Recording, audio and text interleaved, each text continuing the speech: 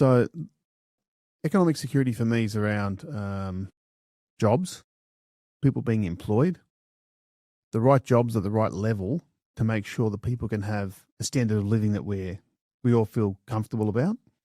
And then when people are employed and the economy is being managed well, businesses can invest. There's growth opportunities. There's the ability for people to automate, innovate, bring new competitors in, or actually shuffle some non-competitive competitors out. Some non-competitive participants out, shovel them out. Fantastic. But I think the ability for people to work, pay taxes, that fuels the government coffers, and then the choices that the government makes around national security, around infrastructure, military infrastructure. I think those decisions become critical in terms of setting up our national security. But you're saying at the source, if we've got poor energy policy, we're basically making ourselves uncompetitive, and we're actually limiting our ability for the economy to grow, to employ people, to drive the funding for government via tax collections, to end up to invest in national security. Correct. Exactly.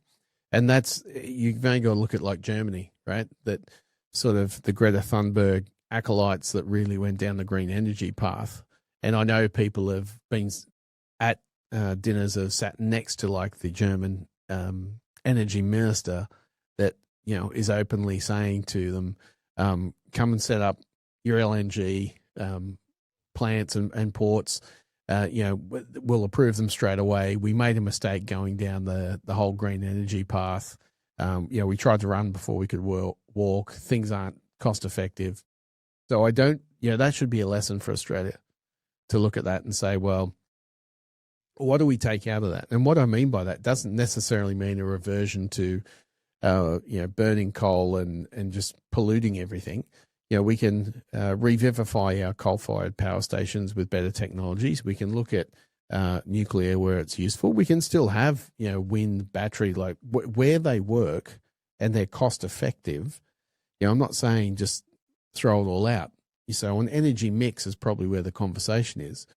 But Australia, with what we have, our energy resources and what we have, we should be driving so much business and have so much more money in people's pockets because it's not even thought of as a cost, that where the taxation comes through is, let's for a figure say the average house is spending $100 a week right now on electricity, and I'd say it's pretty close to the money.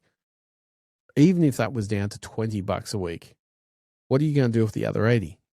You're going to spend it, right? So it drives more haircuts, it drives more coffees, it replaces the car a year earlier, however people choose to use it. But it also drives the ability to set up a business, because I remember having a conversation with someone years ago that was at Woolworths, and he told me at that point in time that 30% of all Woolworths costs were energy costs.